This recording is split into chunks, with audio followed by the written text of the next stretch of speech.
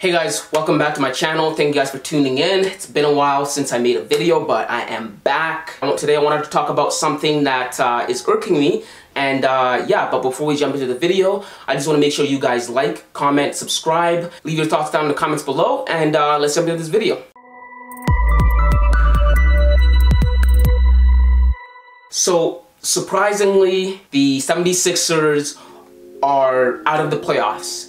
And this is very significant because all year the 76ers looked like a title contender. They had the top seed for the majority of the season in the Eastern Conference, and that's saying something, especially when you have the Milwaukee Bucks and the Brooklyn Nets in your conference. But as you all know, the assassins that are the Atlanta Hawks crept up on them and beheaded them. They bested them in a game of 7, which in my opinion is the best upset in this year's playoffs. And with that loss comes scrutiny for the 76ers. The spotlight was on the 76ers and a lot of their flaws were exposed to the public. One person who really got exposed to the public for the fraud they are is one Ben Simmons. Now, I always knew Ben Simmons was a fraud in my eyes. I've made multiple videos in the past and I've said that I don't think Ben Simmons and Russell Westbrook are good basketball players because they lack a crucial skill that is needed to be a good basketball player at their position. And that skill being, you guessed it, shooting. Shooting is a crucial of a skill as bouncing the basketball up and down. It's needed. How one could become a professional basketball player without knowing how to shoot a basketball is beyond me.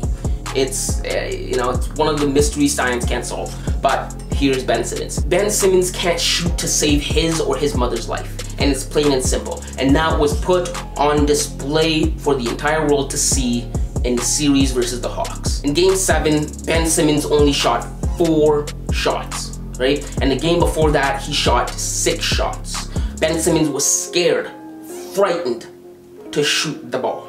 Ben Simmons, he would come up with the ball, he'd dribble it, he'd pass it off, and then he'd go down to the paint almost and just linger there and wait for a lob or just stay out of the way. He'd make himself not have to be around the ball or touch the ball. I don't know if he's allergic to the ball. I don't know if the ball is a hot pocket. I don't know if him and the ball had beef, but he did not want the ball in his hands or in the net. And this made him useless on offense. It made him useless in the offense and in the entire series, to be specific. He was a major liability, and he is one of the major reasons the 76ers are golfing out right now in this beautiful weather. In game 7, Ben Simmons gave up an open dunk that would have been on Trae Young, who is like 6 feet, and Ben Simmons, mind you, is 6'10", so it would have been an easy dunk. But Ben Simmons passed off the ball and didn't take that shot because he was scared, frightened to dunk the ball because he thought he might be fouled and would have to go to the dreaded free throw line, in which, everybody would have to witness him airball a free throw or maybe brick it, To him, it wasn't gonna happen, and especially in front of his home fans. They didn't want to witness, the player that they're paying millions of dollars to, airball a free throw in a crucial game, and be like, why are we paying this guy? But he did not. He was worthless, basically. Now, a basketball player that is scared to shoot and scared to go to the free throw line, I think has to go out of the door. Get him out of the organization. I don't condone it. I don't care, buddy. Like, come on, With that being said, I can understand the frustration and the spite that the fans in Philadelphia against Ben Simmons. They're burning his jerseys in the streets, bro. Enough is enough. Enough's enough, guys. Enough is enough.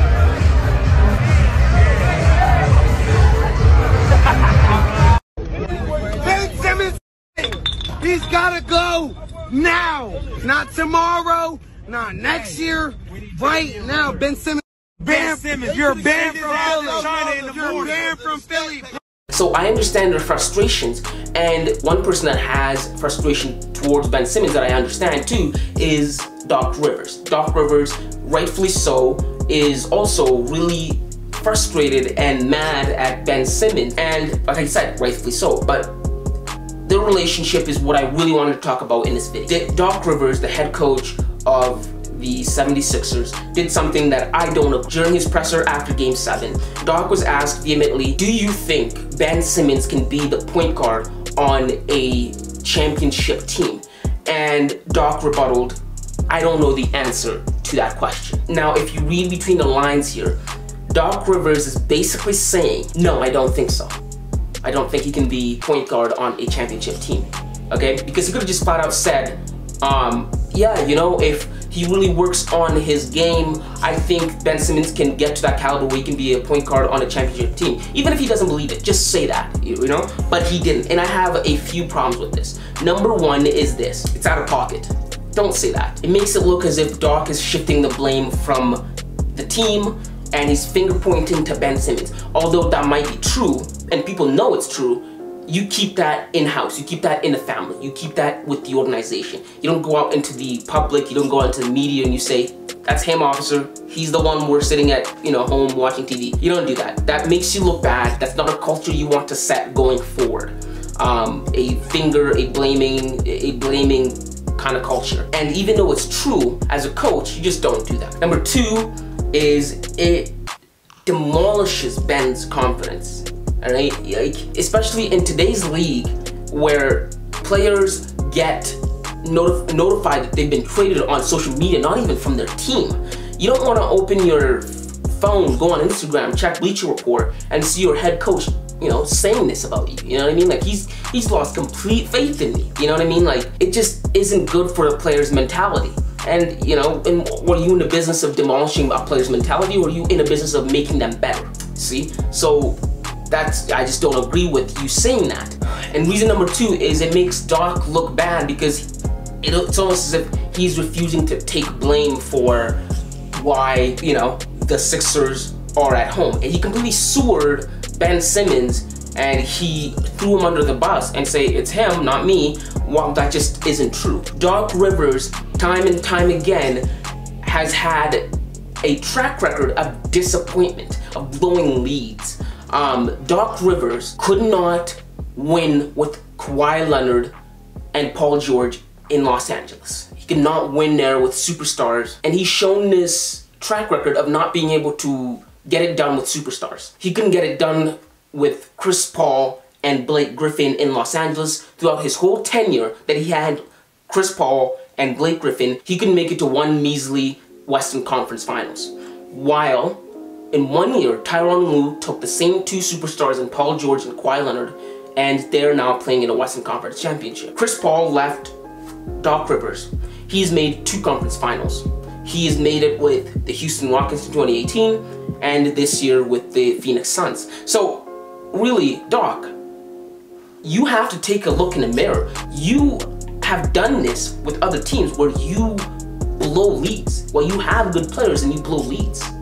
Maybe you should take it upon you to tell Ben Simmons, I need you to shoot. I don't care. I need you to shoot. I need you to actually play basketball instead of just letting him do it. To just shift the blame to him and say, oh, it's not me, it's not true. You showed in the past you have not been able to do the things that other coaches have been able to do. Aside from that championship that he won with the Boston Celtics in 2008, with the Big Three, Doc Rivers has nothing to show for. That's over a decade ago. It's like 13 years ago. That Doc has nothing to show for. And so, you know, you can't walk around like a big shot and suing people and throwing them under the bus while you yourself, in the past decade, almost a decade and a half, you haven't done anything.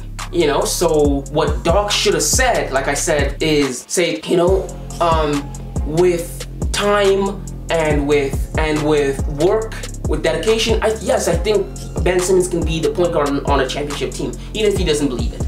Optics matter. Optics matter. And even this year, Paul George came out and said the reason he's playing so much better than he was last year is because he feels last year he wasn't being utilized as well as he could have been.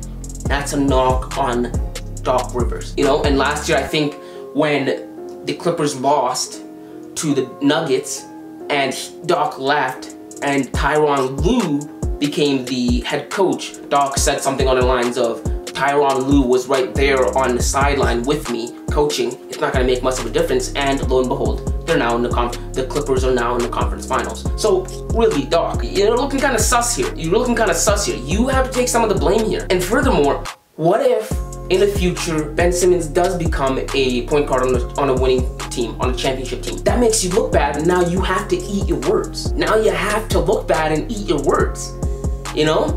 And that was one of the reasons I don't like that. I don't like this whole thing of finger blaming or saying this guy can't play, this guy can't play, this guy cannot, you know what I mean? It reminds me of when Baker Mayfield took a shot at Daniel Jones. One day he might have to eat his words. Baker said, I don't know why Daniel Jones went #1 in the draft. One day you might have to eat your words when you lose to him.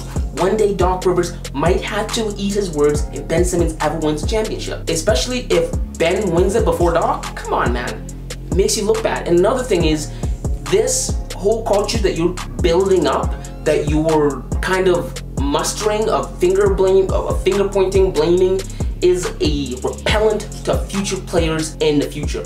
What kind of player is going to want to come play for an organization that they know if they screw up is gonna, you know, sewer them, throw them under the bus, point the finger at them? Nobody wants to do that. So again, I tell you, keep it in-house, talk to them behind closed doors in private, and take care of business. Don't go out to the public and say all this stuff. What you should have said was, yes, I think with time and dedication and work, Ben Simmons can become a championship player. And those are just my thoughts. Let me know what you guys think of this whole situation. It doesn't sit well with me. If you're a 76ers fan, let me know what you guys think of this. And if you're a fan of a different organization, let me know your thoughts down in the comments below.